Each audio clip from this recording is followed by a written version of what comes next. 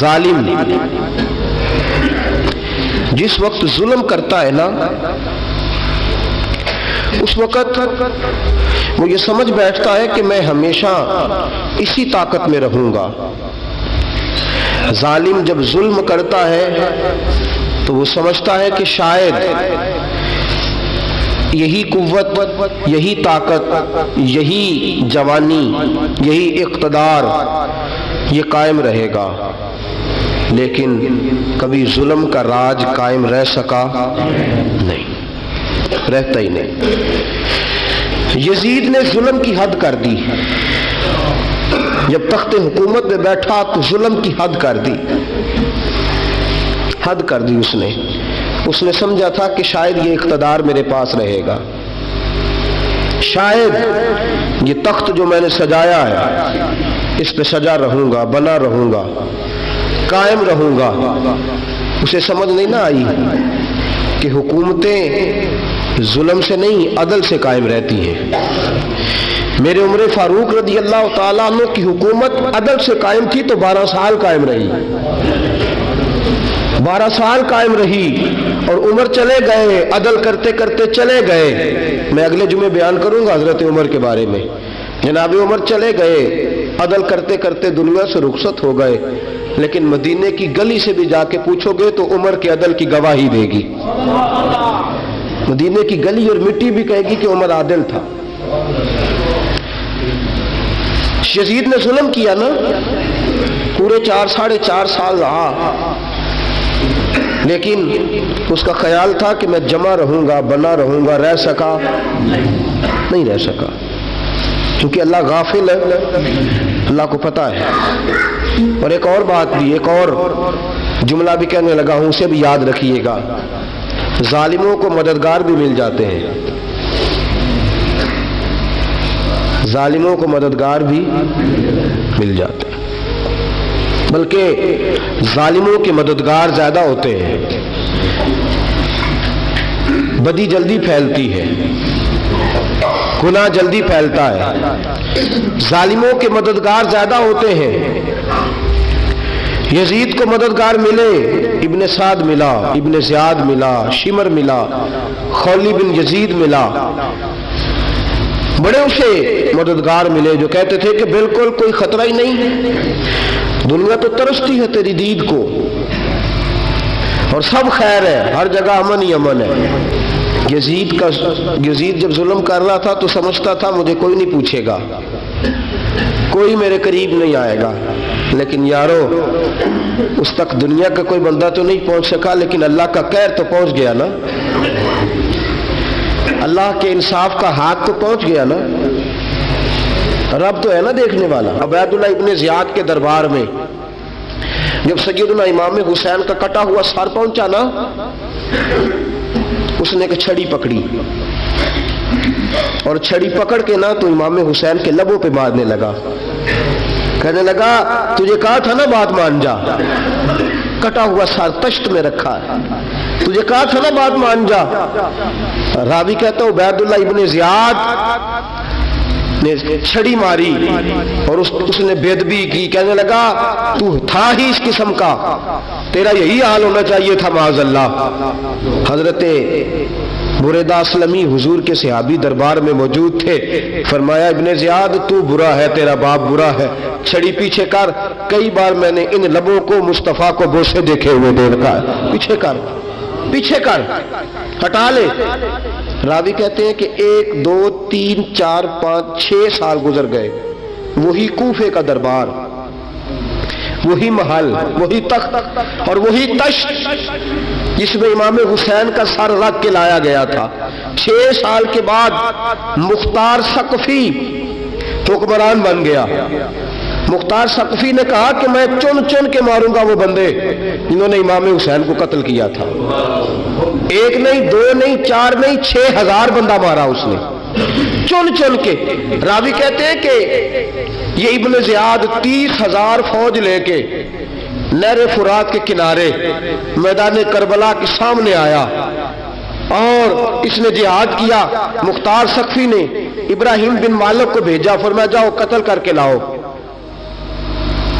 لڑائی شروع ہو گئی، یکم محرم کو ہوئی تو پھر بند ہو گئی، پھر 5 کو شروع ہو گئی، پھر 7 کو شروع ہو گئی، 10 محرم کا دن آ گیا 6 سال کے بعد، وہی ظہر کا وقت آ گیا، وہی عبید اللہ ابن زیاد جس نے امام حسین رضی اللہ تعالیٰ عنہ کو قتل کروایا تھا، وہ گرا ہوا ہے اور زمین پہ گرا ہے، اس کی گردن پہ ابراہیم بن مالک نے پیر رکھا اور اس کی گردن کو کاٹ کے تشت میں رکھا، اور تشت میں رکھ کے جب اس نے کوفہ بھیجا، وہی تخت جس پہ عبید اللہ ابن زیاد نے بیٹھ کے امام حسین کے مبارک لبوں پہ چھڑی ماری تھی، اسی تشت پہ رکھ کے جب اسی عبید اللہ ابن زیاد کا سر سامنے رکھا تو کوفے کے اس دارالخلافہ کے ایک کونے سے ایک بابا بولا اور بول کے کہنے لگا، لوگوں گواہ رہنا میرا رب بڑا عادل ہے، گواہ رہنا اللہ بڑا عادل ہے۔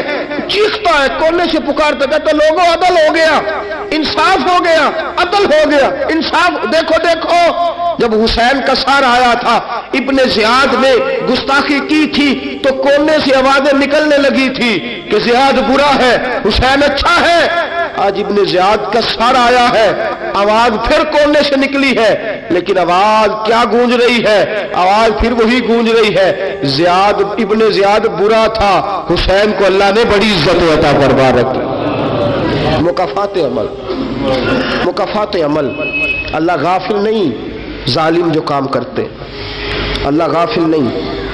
6 سال کے بعد وہی دن، وہی وقت، وہی گھڑی، وہی لمحہ، وہی سارا نظام، وہی دربار، انسان ڈرتا نہیں، انسان باز آتا، عبرت پکڑتا۔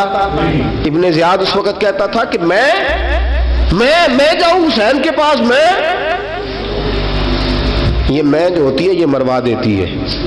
شیطان نے کہا تھا انا خیر منہم، میں بہتر ہوں، بس ختم ہو گیا، ختم ہو گیا۔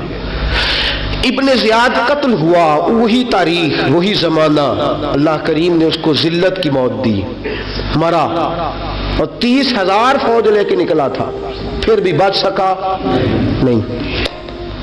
یہ ابن زیاد کا حال ہوا۔ ابن سعد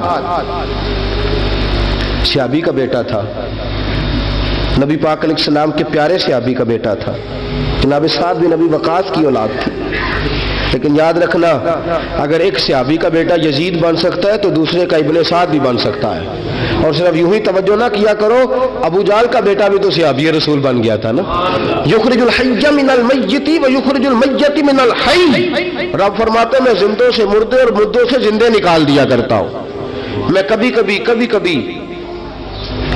کبھی کعبے کے اندر بت بھی رکھوا دیتا ہوں، گھر میرا اور میرے ہی شریک اس گھر کے اندر راج کرتے رہتے ہیں، میری بے نیازی ہے، کچھ کا کچھ کر دیتا ہوں۔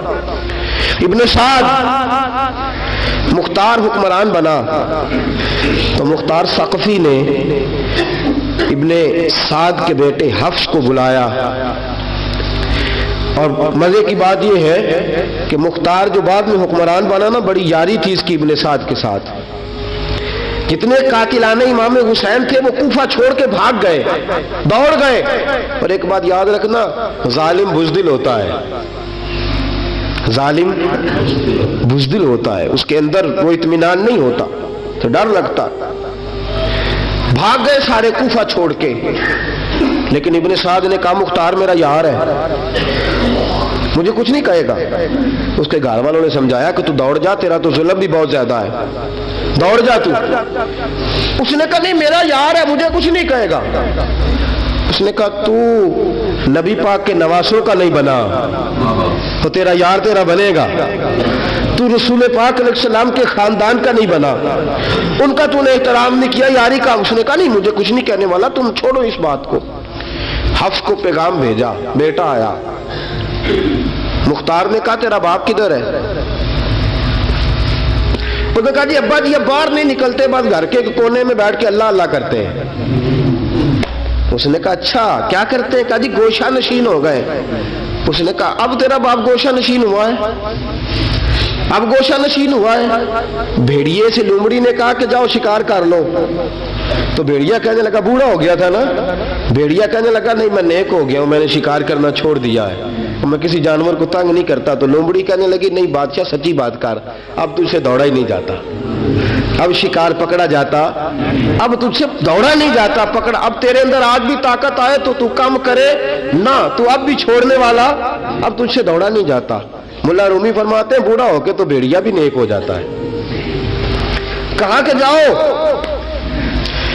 تمہیں بلا رہا ہے، کہا نہیں جی میرے ابا جی نا آپ اندر رہ کے اللہ اللہ کرتے، اس نے کہا اسے اللہ اللہ یاد آئی ہے، اب اللہ اللہ یاد آئی ہے، کچھ گناہ ایسے ہیں جو رب معاف نہیں کرے گا۔ فرمایا وہ جتنی مرضی نمازیں پڑھے، جتنے مرضی روزے رکھے، جتنی مرضی نفل پڑھے، سارا کچھ کر لے، لیکن اللہ کبھی حسین کے گستاخ کو معاف نہیں کرے گا، کبھی نہیں معاف کرے گا، اس لیے کہ جو حسین کا بے ادب ہے وہ دراصل رسول پاک کا بے ادب ہے، اللہ اسے معاف کرے گا۔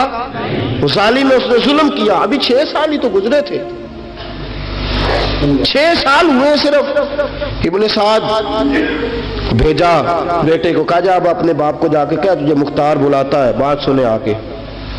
ڈر گیا، میں نے کہا ظالم بزدل ہوتا ہے، کہنے لگا اس سے جا کے کہو میں نہیں آ سکتا، بیمار ہوں۔ اس نے کہا چلو وہ نہیں آ سکتا تو ہم تو جا سکتے ہیں نا، ہم تو جائیں گے نا۔ ابن سعد نے بھیجے 10-12 بندے، فرمایا جاؤ زندہ نہ لے کے آنا میرے پاس، میرے پاس زندہ نہ لے کے آنا۔ گئے، بیٹے کو حفص کو گرفتار کر کے کھڑا کر دیا، اور جناب یہ جو ابن سعد تھا اس کو بھیجا، کہا جب تم اس تک پہنچو نا تو جا کے گردن مارنا اس کی، اور مجھے اس کی وجود نہیں دیکھنا، صرف کٹا ہوا سر دیکھنا ہے۔ گئے، جا کے اس کو پکارا، کہا مختار نے بھیجا ہے مارنے کے لیے۔ کہنے لگے مختار مجھے نہیں مار سکتا، میرا یار ہے۔ ابن سعد کہتا ہے مختار مجھے مار سکتا، میرا یار ہے۔ ان فوجیوں میں سے ایک فوجی کہنے لگا اگر تم محمد کے نواسے کو مار سکتا ہے تو تجھے بھی تیرا یار مار سکتا ہے صلی اللہ علیہ، اگر تو رسول پاک صلی اللہ تعالی علیہ وسلم کے نواسے کو قتل کر سکتا ہے، تو نے نبی کا حیا نہیں کیا، وہ یاری کا حیا کیوں کرے؟ تو نے ظلم کیا ہے، اب دیکھ تیرا حال کیا ہوتا ہے۔ گرفتار کر لیا، منتیں کرتا رہا۔ تاریخ ابن سعد کو بتا رہی تھی کہ ابن سعد تو ہاتھ باندھتا ہے، پاؤں پکڑتا ہے، ذرا یاد کر میدان کربلا، میدان کربلا تجھے اپنی باری آئی ہے تو تو ہاتھ باندھتا ہے، میدان کربلا یاد کر۔ حسین نے بھائی کی بھی لاش اٹھائی تھی، حسین نے جوان بیٹے کی میت بھی اٹھائی تھی، 6 مہینے کا علی اصغر بھی اس کی گود میں دم توڑ گیا تھا، اس کی بیٹیاں پیچھے تھی، بہن پیچھے تھی، بھانجیاں پیچھے تھی، بھتیجیاں پیچھے تھی، لیکن حسین نے ایک بار بھی ہاتھ نہیں باندھے۔ یہ کون ہے اٹا ہوا، غبار سے پھٹا ہوا، ہزاروں کوفیوں کے درمیان وہ اکیلا ہی ڈٹا ہوا، یہ بال یقین حسین ہے، نبی کا نور عین ہے۔ فرمایا یہ وہ میدان کربلا بھی یاد کرنا، تو ظالم تھا نا، معافیاں مانگ رہا ہے۔ حسین رسول پاک کے نواسے تھے، ایک بار بھی معافی طلب، دیکھ منظر یاد کر۔ ابن سعد کا ایک ہی بار میں سر قلم کیا، ایک ہی بار میں۔ امام حسین پہ تو پہلے 82 زخم لگے تھے تلوار کے، 82 زخم تلوار کے، نیزوں کے، اور کئی نیزوں کی انیاں امام حسین کے وجود میں ٹوٹ گئی تھی۔ امام حسین رضی اللہ تعالیٰ عنہ پہلے ڈٹے رہے، جمے رہے، بڑی دیر کے بعد پہلے ہی بار میں گر گیا۔ ابن سعد کا کٹا ہوا سر پہنچا تو بیٹا کھڑا تھا۔ مختار سقفی نے کہا کہ تیرا باپ میں نے مار دیا ہے۔ کہنے لگا کوئی مزہ نہیں رہا زندگی میں۔ اس نے کہا چلو ٹھیک ہے تمہیں بھی مار دیتے ہیں، اگر مزہ نہیں رہا تو مار دیتے۔ کاٹ دیا سر اس کا بھی، دونوں سر کاٹے، تشت میں رکھے، اور مدینہ منورہ حضرت محمد بن حنفیہ رضی اللہ تعالیٰ عنہ جو امام حسین کے چھوٹے بھائی تھے، جناب علی کی دوسری زوجہ کے بیٹے تھے، جناب علی کے صاحبزادے ان کے پاس بھیجے، اور بھیج کے کہا کہ لو ابن سعد کا سر حسین کا بدلہ ہے اور اس کے بیٹے کا سر علی اکبر کا بدلہ ہے۔ جب محمد بن حنفیہ کے پاس پہنچے تو آپ نے فرمایا یہ کمینوں کے سر میرے بھائی کے سر کا بدلہ ہو ہی نہیں سکتے، یہ کہاں حسین کا بدلہ ہو سکتے ہیں؟ وہ حسین ابن علی، وہ حسین ابن علی، حسین ابن علی کی شان رفت کوئی کیا جانے، حسن جانے، علی جانے، نبی جانے، خدا جانے۔ وہ حسین ابن علی کہ باپ جنہاں دا ہر میدان اندر لڑدا رہا سی کل ایمان بن کے، ماں جنہاں دی سجدۃ النساء ہوئے تے نانا عرش تے جاوے مہمان بن کے۔ فرمایا یہ حسین کا بدلہ ہو سکتے ہیں؟ وہ خولی بن یزید، خولی بن یزید جس نے امام حسین کا سر کاٹا تھا، پتہ چلا نا، دیکھیں نا امام حسین کو کتنے موقع ملے تھے کربلا سے جانے کے، پہلے موقع پر ہی اور بن یزید نے کہا کہ امام آپ جانا چاہے تو میں رستے کھول دیتا ہوں، آپ تشریف لے جائیں۔ امام حسین نے فرمایا میں علی کا بیٹا ہوں، دوڑوں گا نہیں، میں دوڑوں گا نہیں، میں نہیں جانے والا۔ خولی بن یزید دوڑ گیا، کوفہ چھوڑ کے دوڑ گیا اور کسی دور دراز علاقے میں جا کے ڈیرا لگا لیا۔ پھر وہاں سے واپس آیا کہ کسی نے کہا امن ہو گیا، آجا، آ گیا دوبارہ کوفے۔ مختار کو پتا چلا کہ آ گیا ہے، پھنس گیا ہے، گھر پہنچ گیا ہے۔ اس کی بیوی جو تھی نا خولی بن یزید کی، بڑی محبت کرتی تھی نبی پاک کے خاندان کے ساتھ، حضور کے خاندان کے ساتھ بڑی محبت کرتی تھی، اور محبت والوں کا انداز پتہ کیا ہے؟ رنگے چمن پسند، نہ پھولوں کی بو پسند، ہم کو ہے وہ پسند جسے آئے تو پسند۔ یہ انداز ہے، انداز محبت یہ ہے کہ نبی پاک کا غلام نہ ہو، سگا چچا بھی ہو تو مانتے نہیں، غلام نہ بنے، سگا چچا بھی ہو تو مانتے نہیں، اور نبی پاک علیہ السلام کا غلام ہو، چاہے حبش کا رہنے والا بلال ہی کیوں نہ ہو، سردار مانتے ہیں۔ یہ انداز محبت ہے۔ وہ بیوی بڑی محبت کرنے والی تھی، اس نے پیغام بھیجا، اس نے کہا آ گیا ہے گھر، بندے بھیجے، کہا جاؤ خولی کو پکڑ کے لاؤ۔ مختار نے کہا جلدی لاؤ، حکمران نے حکم دیا لاؤ، پکڑ کے گئے، گھر کے اندر گئے تو چھپ گیا۔ چھپا کہاں؟ ٹوکرے کے نیچے۔ میں نے کہا ظالم بزدل ہوتے، ایک ٹوکرے کے نیچے چھپ گیا۔ بیوی سے کہنے لگا، ان سے کہنا میں گھر کوئی نہیں، ان سے کہو میں گھر نہیں۔ بیوی کہنے لگی چلو ٹھیک ہے۔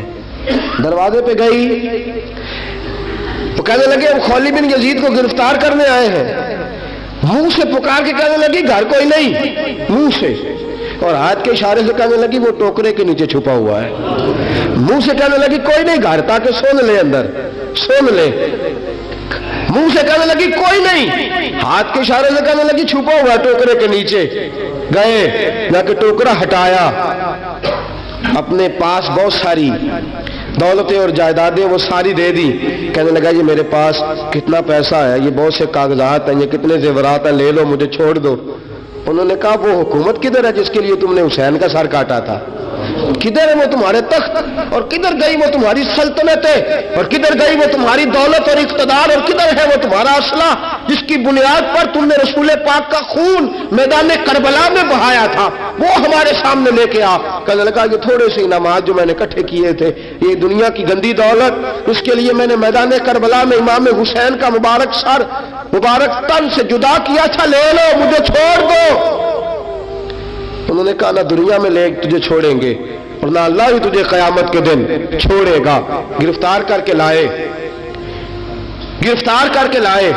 مختار نے کوفے کے بازاروں کے اندر اعلان کیا کہ آؤ باہر نکلو، تمہیں بتاؤں حسین ابن علی کا خاندان گرفتار کر کے انہی کوفے کی گلیوں میں پھرایا گیا تھا نا، یہی گھمایا گیا تھا، آؤ تمہیں دکھاؤں خدا کا انتقام اور اللہ تبارک و تعالیٰ کا انصاف تمہیں دکھاؤں، آؤ میدانوں میں نکلو، گھروں سے باہر آؤ۔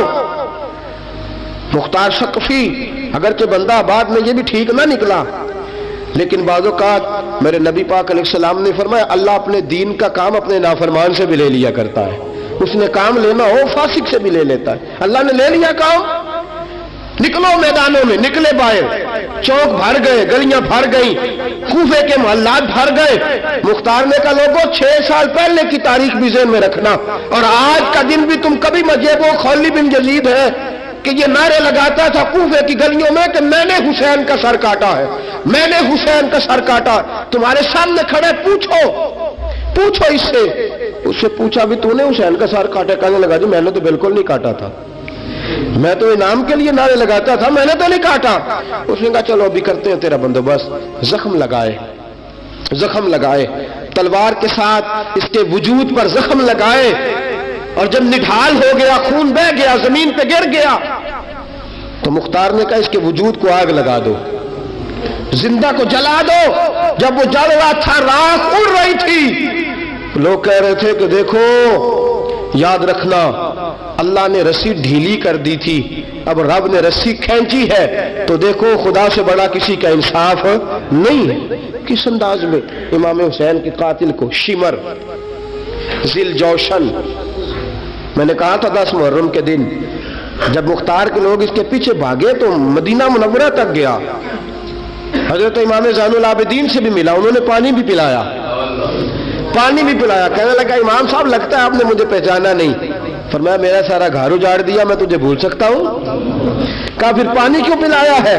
فرمایا بند کرنا تمہارا کام ہے اور دشمنوں کو پلا دینا یہ ہمارے خاندان کا رواج ہے۔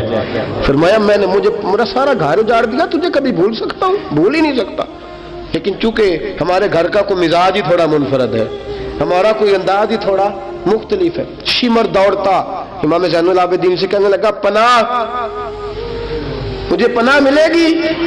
آپ نے فرمایا جیسے اللہ پناہ نہ دے اسے بندہ بھی نہیں دے سکتا، تیرے پاس اب چارہ کوئی نہیں، اس لیے کہ اب تجھے دیکھے نا، یاد رکھنا ظالم دوڑتے ہیں نا، جب ظالم دوڑتے ہیں تو پناہ مانگتے پھرتے ہیں، جب ان کا توتی بولتا ہے تو کہتے ہیں ہم چما دیگرے نیست، ہمارے جیسا کوئی اور ہے ہی نہیں، اور جب رسی کھینچتا ہے اللہ تو پھر بھاگے پھرتے ہیں گلیوں اور بازاروں میں، دوڑے پھرتے ہیں۔ اس لیے کہتے ہیں کہ ڈر کے رہنا چاہیے، ڈر کے۔ آج ان کے ساری شمر کو کہا کہ تو اب تجھے کوئی پناہ دے نہیں سکتا، اس لیے کہ تو اللہ کی پکڑ میں آنے والا ہے۔ شمر دوڑتا دوڑتا ایک گاؤں میں جا کے چھپ گیا، وہاں کے لوگوں کو مارا پیٹا، کہا قبر کسی نے بتایا تو گردن اڑا دوں گا۔ رات کا سناٹا چھایا تو مختار سقفی کا گروہ پہنچ گیا، شمر کو گرفتار کر کے لایا۔ مختار سقفی نے کہا کہ اس کے نا ہاتھ اور پیر باندھو، یہ پانی بند کرتا تھا میرے امام کے بچوں پر، یہ پانی بند، اور نعرے لگاتا تھا، کھڑا ہو کے کہتا تھا کہ امام پانی جانوروں کو دوں گا، درندوں پرندوں چرندوں کو دوں گا، لیکن اگر علی اصغر مانگے گا تو پھر نہیں دوں گا، علی اکبر مانگے گا تو پھر نہیں دوں گا، عباس مانگیں گے تو پھر نہیں دوں گا، اگر زین العابدین مانگیں گے تو نہیں دوں گا، سکینہ شہربانو اور زینب کو پانی نہیں ملے گا، باقی ساری کائنات پیے گی، آپ کو نہیں ملے گا۔ یہ وہی شمر تھا، گرفتار کر کے لایا، 3 دن تک پیاسا رکھا اور زبان اتنی لمبی باہر نکل آئی، العطش العطش کی آوازیں بلند کرنے لگا۔ کہا جناب اس کا کرنا کیا؟ کہا اس کے ہاتھ باندھ دو، پیر باندھ دو، اور جو بھوکے کتے ہیں نا، جن کو کئی دنوں سے میں نے بھوکا رکھا ہوا ہے، وہ کتے اس پر چھوڑو، اور جب کتے اس کا گوشت نوچے تو کوفے کے بازاروں میں اعلان کرنا کہ جو نبی پاک کی اہل بیت کا گستاخ ہو اسے اسرائیل بھی جان نکالنے نہیں آتے۔ کتے نوچتے ہیں، تڑپتا ہے لیکن جان نکلتی۔ کہا آؤ دیکھو آ کے یہ ہے میت کسی بے ادب کی، منہ دکھانے کے قابل نہیں ہے، ان کے دشمن پہ لعنت خدا کی، رحم پانے کے قابل نہیں ہے۔ فرمایا دیکھو جان بھی نہیں نکل رہی۔ فرمایا یہ وہ ہے جس کو 2 گز زمین بھی نہیں مل سکی، کتوں کے پیٹوں میں اسے جگہ ملی ہے، یہ وہ تھا۔ تو جناب امام حسین رضی اللہ تعالیٰ عنہ کے خاندان پہ پانی بند کرنے والا تھا۔ میرے عزیزو دیکھو، رب فرماتا ہے کہ میں کبھی کسی ظالم سے غافل نہیں